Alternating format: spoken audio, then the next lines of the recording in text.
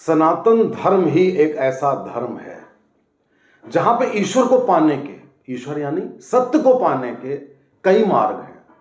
ज्ञान मार्ग है, भक्ति मार्ग है, प्रेम मार्ग है, कर्म मार्ग है। इन चार मार्गों में अगर मुझसे आप पूछिए, मैं पहले भी आपसे बात कर चुका हूं इस विषय पर, कर्म मार्ग की प्रधानता सर्वाधिक है। क्योंकि कर्म के रास्ते पर चलकर आप सिर्फ भाग्य ही नहीं बदल सकते, बल्कि ईश्वर के न्याय तक को बदल सकते हैं। अब ये बात मैं एक आपको स्टोरी के माध्यम से बताता हूं कि एक बार इंद्र देवता वर्षा के भगवान हैं और देखते हैं कि एक गांव में बड़ी खुशहाली है और किसान खूब लहलहाती फसल करते हैं। तो उनको लगा किसान थोड़े से अहंकारी हो गए हैं, ये इंद्रदेव की पूजा नहीं करते।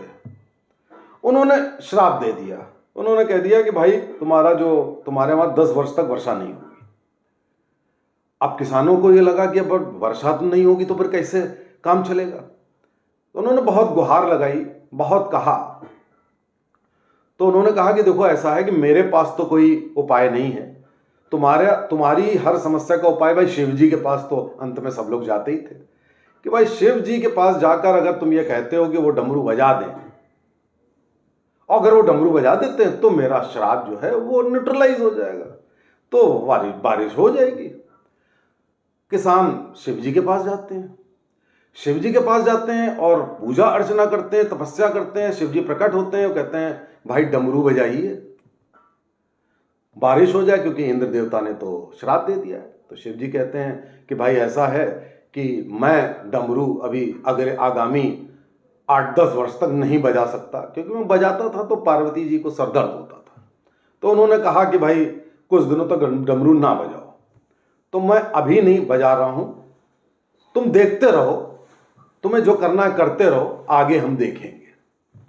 अब किसान निराश होकर अपने गांव आ जाते हैं कि अब तो 10 साल तक बारिश होनी नहीं, अब तो कुछ होना नहीं। वो बैठते हैं, सोचते हैं कुछ हम अल्टरनेटिव व्यवसाय करें, कुछ हम ऐसा काम करें रोजी रोटी के लिए। उसमें एक किसान क्या करता है कि वो हल से खेत जोतता रहता है और बड़ी केयर करता रहता है, घास फूस उखाड़ता रहता है। वो ऐसे केयर करता है जैसे कि फसल में बीज डालने जा रहा है और फसल उसकी उगने वाली है। तो सारे किसान कहते थे कि जब इंद्रदेव का भी श्राप है, शिव जी ने भी कहा कि अभी वो डमरू बजाएंगे नहीं, तो फिर भाई तुम क्यों ऐसा कर रहे हो? उसने कहा मैं कर रहा हूं क्योंकि मेरी प्रैक्टिस ना छूटे, मेरे कर्म ना छूटे, मैं कर रहा हूं। तो किसान उसकी हंसी उड़ाते, कहते कि जब कुछ होना ही नहीं है तो तुम व्यर्थ में मेहनत कर रहे हो। तो वो किसान क्या कहता है?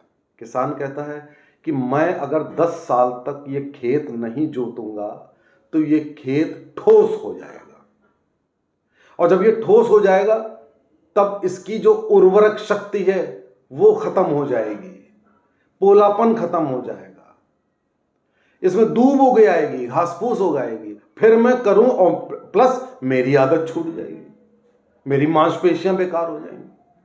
तो मैं ऐसा करके मट्टी भी सही कर रहा हूं, मट्टी के दुश्मनों को भी अलग कर रहा हूं, और मैं खुद भी अपनी शरीर की प्रैक्टिस कर रहा हूं।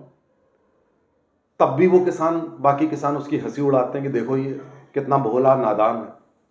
लेकिन उस किसान की बात सुनकर ऊपर पार्वती जी, जिन्होंने शंकर जी को मना किया होता है, वो कहती हैं शिव जी से कि देखो इस किसान को, कि इसको मालूम है कि 10 वर्ष तक बारिश नहीं हो सकती, तब भी ये कितनी शिद्दत से ये कर्म कर रहा है।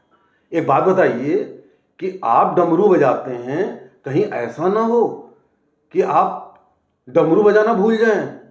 अभी इस किसान ने कहा है कि कहीं खेत जोतना ना भूल जाए, कहीं डमरू ना खराब हो जाए। तो एक बार आप बजा करके तो देखिए कि आप बजा भी पाएंगे इतने दिनों बाद कि नहीं बजा पाएंगे। शिव जी बोले, शिव जी ने तुरंत कहा देखते हैं भाई बजा पाते हैं कि नहीं। शिव जी ने तर तर तर तर बजाया, और जैसे ही डमरू बजाया, उनके डमरू बजाते ही बारिश होने लगी।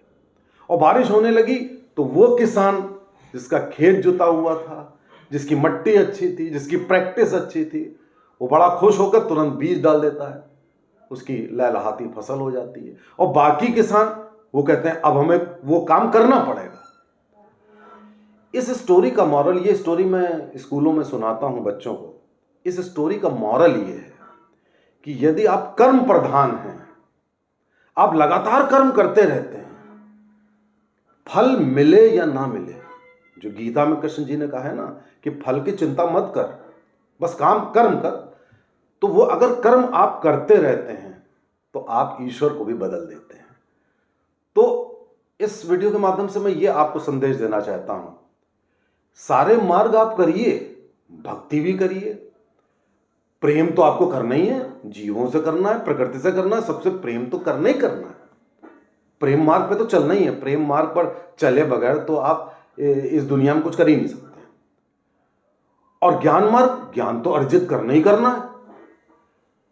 अब रहा कर्म मार्ग, जो कर्म प्रधानता है, उसमें फल की इच्छा बगैर किए, जैसे वो किसान कर रहा था, उसको मालूम था कि 10 वर्ष तक वर्षा नहीं होगी, लेकिन नोबडी नोज कब क्या होगा, ईश्वर ही बदल जाएंगे।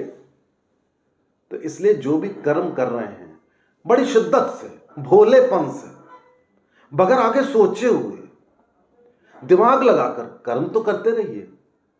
और अगर आप कर्म करते हैं तो यकीन मानिए ये जीवन बड़ा सुलभ, बड़ा आसान हो जाता है। आपके अंदर विकृतियां नहीं आती, वासना नहीं आती, बस केवल अच्छे मन से भक्ति भाव लिए हुए कर्म करते रहिए। देखिए, बाकी सब ईश्वर पे छोड़ दीजिए, देखिए जीवन कितना रोचक हो जाता है। नमस्ते।